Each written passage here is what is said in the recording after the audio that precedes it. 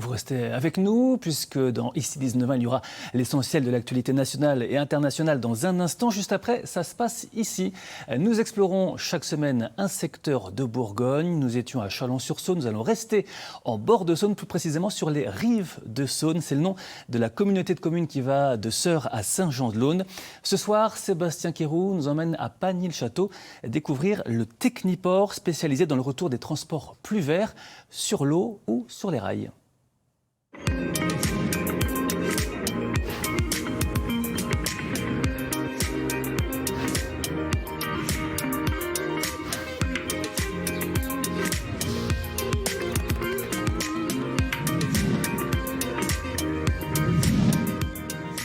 Bienvenue à toutes et à tous ce soir dans Ça se passe ici. Nous sommes à moins de 10 km de Seurre en Côte d'Or pour parler du Technoport de Pagny. C'est un site de 200 hectares qui regroupe 6 entreprises.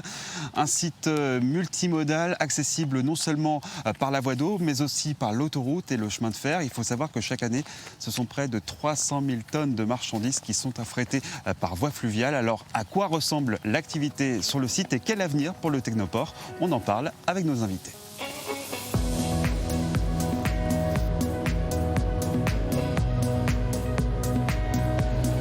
Bonsoir Pascal Gautron. Vous êtes le président de la Chambre de commerce et d'industrie Côte d'Or Saône-et-Loire qui exploite actuellement le Technoport de Pagny. On va commencer par un peu de sémantique d'abord. C'est quoi un technoport? Un technoport, ça veut dire qu'il a plusieurs multimodes. Il est multimode de transport. Le fluvial, le train, puisqu'on a une connexion sur le train, et la route. Donc Technoport, c'est ni plus ni moins qu'une plateforme multimodale qui conjugue les modes de transport. Là, on voit par exemple un chargement de bois. Alors, c'est destiné à quel client alors ici, on transporte des céréales, de l'engrais, du bois et aussi du charbon de bois pendant la crise de l'Ukraine.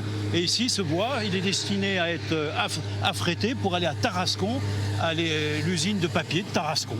Vous y croyez vraiment au transport par voie d'eau, sachant qu'il faut à peu près 52 heures pour aller jusqu'à Marseille, alors que par la route, on ne mettrait que 4 heures? Alors, l'économie, elle avance qu'elle est contrainte. La loi européenne prévoit qu'en 2030, moins 55% d'émissions de CO2 et en 2050, neutralité carbone. En conséquence de quoi, la loi, elle oblige les donneurs d'ordre, elle oblige les entreprises à avoir des modes de transport décarbonés. Et donc le fluvial, qui représente 1% du transport en France, l'ambition de la nation, c'est de passer à 3%. Nous avons énormément de demandes en cours pour la multimodalité. C'est un intérêt national et planétaire. Eh bien, merci beaucoup Pascal Gautron. Alors avant de rejoindre notre prochain invité, nous allons revenir rapidement sur l'historique du Technoport de Pagny. C'est une histoire qui a débuté en 1994, résumée en 40 secondes chrono par Michel Gillot dans ce reportage daté de 2015.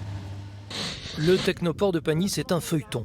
La zone commence à être aménagée en 1994. En 2003, péripétie parmi d'autres, le Britannique Gazley s'engage à construire des entrepôts pour des multinationales. On annonce 3000 emplois. Il n'y aura ni multinationales ni emplois. Aujourd'hui, le seul usager fidèle est Dijon Céréales, qui utilise la voie d'eau jusqu'à Fos-sur-Mer. Depuis Jean-Pierre Soisson, dont c'était le bébé, jusqu'à François Patria, la région a investi beaucoup d'argent à Pagny. Le positionnement géographique de Pagny, plus la trimodalité qui est dessus, les transports par voie ferrée, par la route et par la voie d'eau, en font, je crois, une zone dont l'avenir est certain. Bonsoir Alain Becquet. Bonsoir. Vous êtes le président du syndicat mixte du Technoport de Pagny qui regroupe à la fois la communauté de communes des Rives de Saône et la région Bourgogne-Franche-Comté.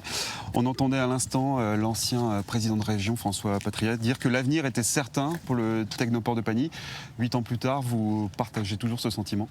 Je le partage complètement parce que avec l'écologie aujourd'hui, on doit encourager la trimodalité. Je pense que le fret ferroviaire et le fluvial a tout un avenir devant lui et c'est tout l'enjeu du Technoport de Pagny. Si on ne développe pas ce côté fret ferroviaire et ce côté fluvial, on aura perdu l'intérêt même du Technoport. Et aujourd'hui, avec cette réduction de CO2 qu'il faut faire partout, on doit en prendre en compte et on doit privilégier ces modes. Mais il n'y a pas de déception justement à constater que finalement l'aspect multimodal n'est pas exploité à 100% par les entreprises qui sont actuellement installées ici? Voilà, je pense que le technoport, il fallait qu'il se développe à un moment donné, il fallait qu'on voit de l'activité, il fallait qu'il y ait de la richesse qui soit créée. Aujourd'hui, on a quand même une plateforme Nose avec quasiment 120 emplois. On a MTA, KID qui se sont installés. Demain, je pense que c'était tout l'enjeu de notre nouvelle délégation de service public qu'on vient de renouveler sur l'avenir, sur avoir un opérateur qui soit ferroviaire pour pouvoir nous développer tout ça. Et je pense que ça viendra automatiquement avec les entreprises locales. Une fois qu'on aura le service qu'on va pouvoir proposer sur place, notamment pour le train en plus du fluvial, je pense que les entreprises viendront naturellement à l'utiliser. Ça fait maintenant 3 ans qu'on entend parler de l'installation d'une usine agroalimentaire sur le site de 400 emplois. On en est où dans ce projet ? On avance toujours avec l'entreprise et ça c'est la bonne nouvelle. Après le projet c'est souvent soumis aux confidentialités. Mais tout ce que je peux vous dire c'est que j'ai encore eu une réunion la semaine dernière avec eux et que je suis positif pour l'avenir. J'espère qu'on va arriver à installer cette entreprise sur le technoport et d'autres. Et une autre entreprise justement je crois. On a aussi effectivement un constructeur logistique qui a des clients. Son objectif c'est de créer des plateformes en branché fer. Vous avez déjà des noms d'entreprises qui vont s'installer, nombre d'emplois qui vont être créés ici ? Et je ne peux pas donner le nom des entreprises parce que je suis soumis bien sûr aux accords de confidentialité. Mais tout ce que je sais, c'est que si notamment ces 2 gros projets dont je viens de vous parler voient le jour, on aura entre 100 et 200 emplois nouveaux sur le technoport, sachant qu'aujourd'hui, on a déjà dépassé les 200 emplois sur le technoport. Eh bien, merci beaucoup à Alain Becquet d'avoir répondu à notre invitation. Et je rappelle que tout au long de la semaine, nous découvrirons plusieurs facettes de ce territoire, les rives de Saône. Le journal se poursuit. Excellente soirée. Merci Sébastien. Suite de cette découverte donc demain.